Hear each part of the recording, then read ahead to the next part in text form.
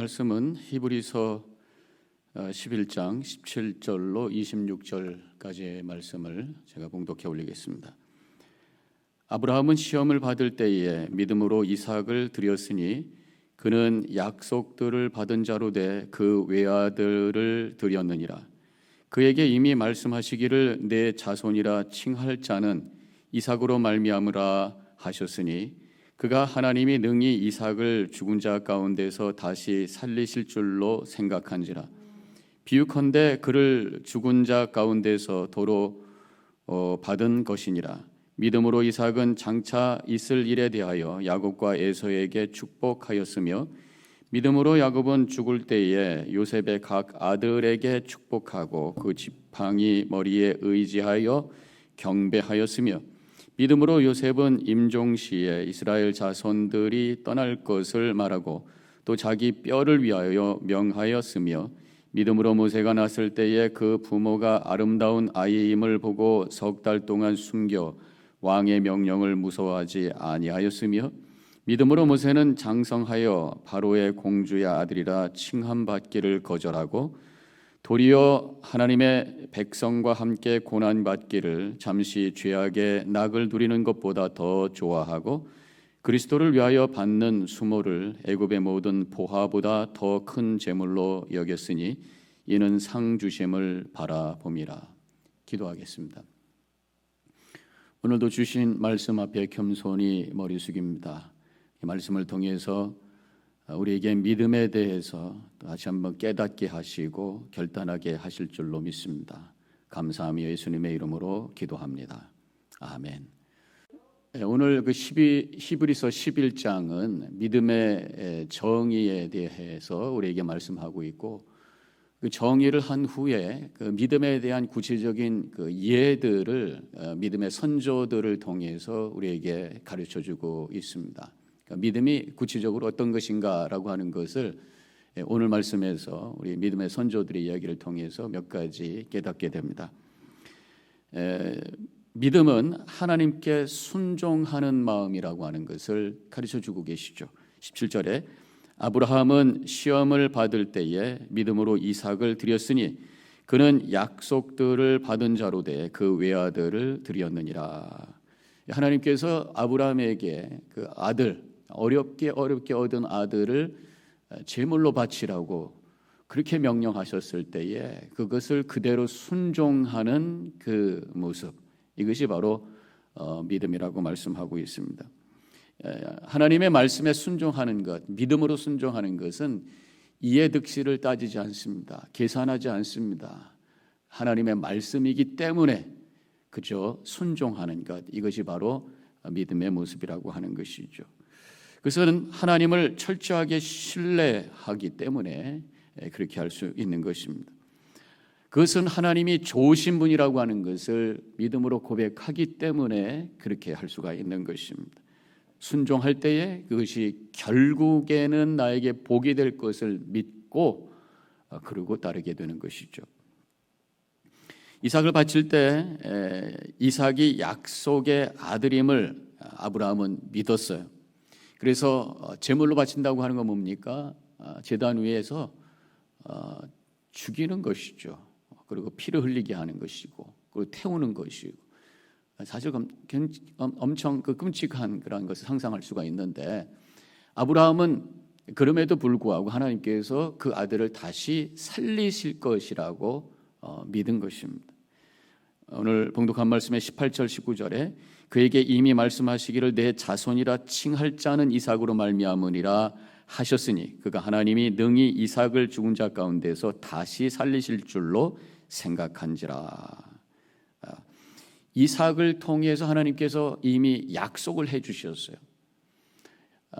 이삭을 낳을 것이라고, 아들을 낳을 것이라는 약속을 주시면서 하늘의 별을 보라고 하시고 너의 자손이 이 별과 같이 많이 생길 것이다 라는 약속을 거듭해서 하나님께서 해 주셨던 것을 아브라함은 믿고 있었습니다. 지금 비록 이삭이 죽을지라도 하나님께서는 그 약속을 이루실 것이라고 하는 것을 믿었기 때문에 아브라함은 이삭이 다시 살 것이라고 그렇게 믿고 순종할 수 있었다고 하는 그런 말씀이죠. 우리 믿음이라고 하는 것은 이렇게 하나님의 약속을 기준으로 모든 상황을 이해하고 해석하는 능력이라 말씀할 수 있습니다. 그렇기 때문에 어떤 상황이 오더라도 그것을 수긍하고 순종하면서 살아가게 된다고 하는 것입니다. 물론 하나님께서는 내가 생각했던 것하고는 다른 방법으로 그 약속을 이루실 수가 있어요. 오늘 19절에 아브라함은 하나님께서 이삭을 다시 살리실 것이라고 그렇게 믿고 순종하기로 했죠. 근데 하나님께서는 죽게 하시질 않았어요. 애초에 막상 죽이려고 제물로 바치려고 하는 순간 하나님께서는 이미 어린 양을 예비해 주시고 대신 그 어린 양을 제물로 바치도록 해주셨죠.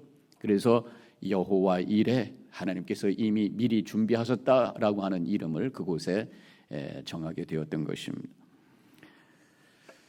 저는 여기서 이렇게 깨달아지는 것이 우리의 삶의 위기와 시험 앞에서 내가 해결되기 원하는 그런 방식이 있어요. 하나님께서 분명히 나의 삶을 통해서 선을 이루실 것이라고 하는 것을 약속하셨기 때문에 그래서 이렇게 하나님께서 이루어 주실 것을 믿습니다 하면서 우리가 기도합니다. 근데 그 기도에 대한 응답은 항상 예스는 아니죠. 그래서 우리가 알고 있는 세 가지의 하나님의 대답이 있잖아요. yes, 아니면 no or wait, 기다려라. 그런데 제가 오늘 이 말씀을 묵상하면서 또 한 가지의 하나님의 대답이 있구나라는, 우리 기도에 응답이 있다고 하는 것을 깨닫게 됩니다. no, but yes. 아니다, 그러나 그렇다. 아니라고 대답하신 것 같지만 결국에는 그것이 예스가 되는 그러한 하나님의 응답이 있더라는 것이죠. 예를 들어서 우리가 문제 자체를 해결되기 위해서 하나님께 기도했어요. 해결될 줄로 믿습니다. 그런데 보니까 해결된 것이 아니라 해결할 수 있는, 도움을 줄 수 있는 사람이 나타나게 되는 그런 경우가 있어요. 하나님, 우리 남편 또 우리 아내가 변화되기를 원합니다 기도했더니만 내가 변화가 되어서 그 사람을 품을 수 있는 능력이 생기는 그런 no but yes가 있어요. 또 사업이 잘 되기를 기도해서 하나님 이 사업 축복하여 주실 줄로 믿습니다 기도했는데 그 사업이 문을 닫게 되었어요. 그런데 문을 닫는 순간 오히려 새로운 기회가, 그것 때문에 또 새로운 기회가 열리는 것을 체험하게 됩니다. No but yes. 우리 하나님은 선하신 분이십니다. 그래서 우리를 위해서 좋은 길로 인도하시는 분이신 것을 우리 분명히 믿습니다. 그런데 당신의 방식대로, 내 방식이 아니라 하나님 자신의 방식대로 우리를 이끌어 주신다고 하는 것, 그것을 믿고 우리는 담대하게 살아가야 될 줄로 믿습니다. 그래서 우리는 어느 순간에도 우리는 순종하면서 주님을 바라보는 거죠. 또 한 가지는 믿음이라고 하는 것이 무엇일까?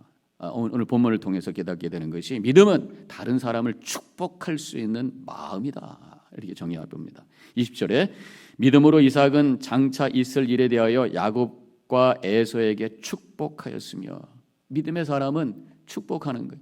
자녀들을 축복합니다. 이삭은 이렇게 자녀들을 축복합니다.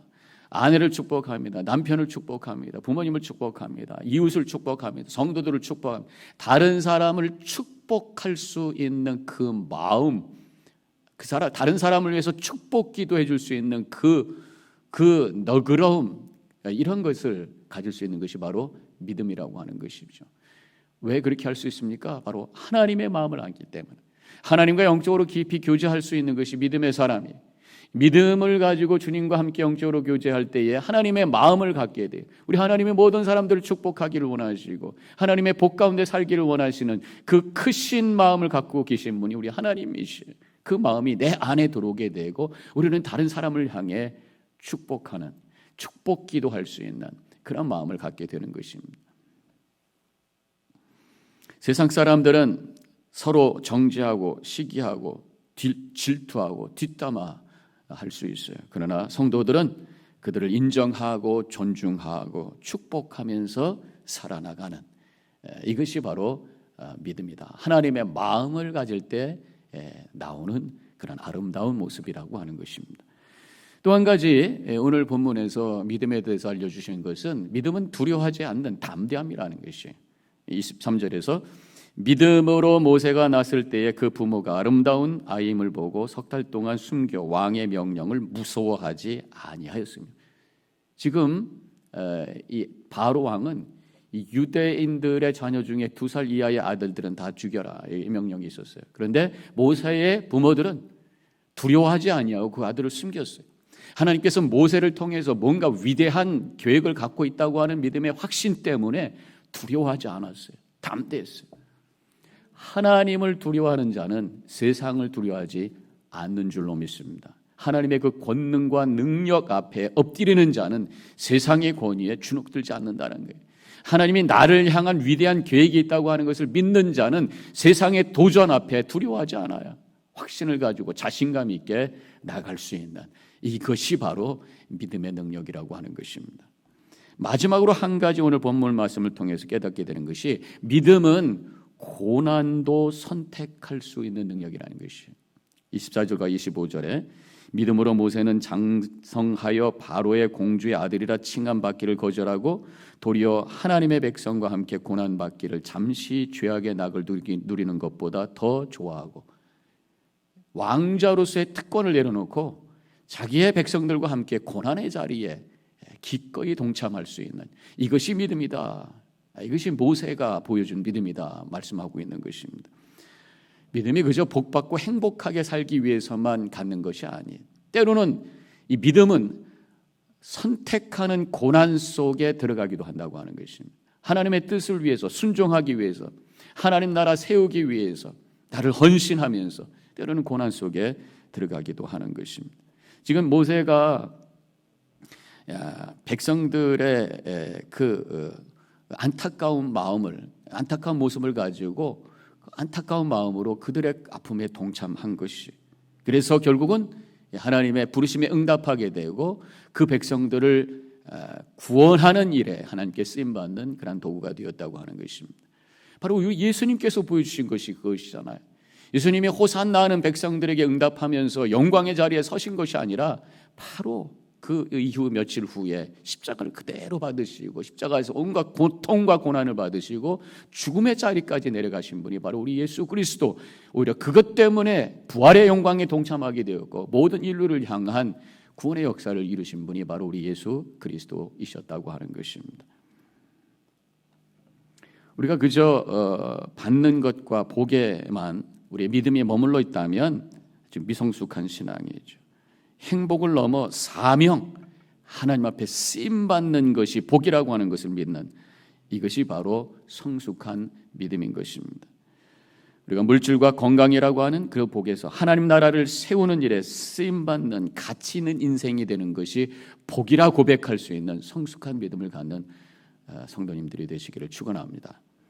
믿음은 이렇게 순종하는 능력, 축복하는 마음, 두려움을 이길 수 있는 담대함, 고난에 동참할 수 있는 그러한 마음, 이것이 바로 믿음이에요. 이런 성숙한 믿음으로 하나님께 영광 돌리고 쓰임받는 복된 삶이 되시기를 주님의 이름으로 간절히 축원합니다. 기도하십시다. 감사합니다. 오늘 이 믿음장을 통해서 구체적으로 믿음이 무엇인가를 여러 가지로 우리에게 가르쳐 주셨습니다. 이 믿음이 우리 안에 거하게 하여 주옵소서. 그래서 하나님의 영광을 드러내고 우리에게는 복된 삶이 될 수 있도록 인도하여 주시옵소서. 예수님의 이름으로 기도합니다. 아멘.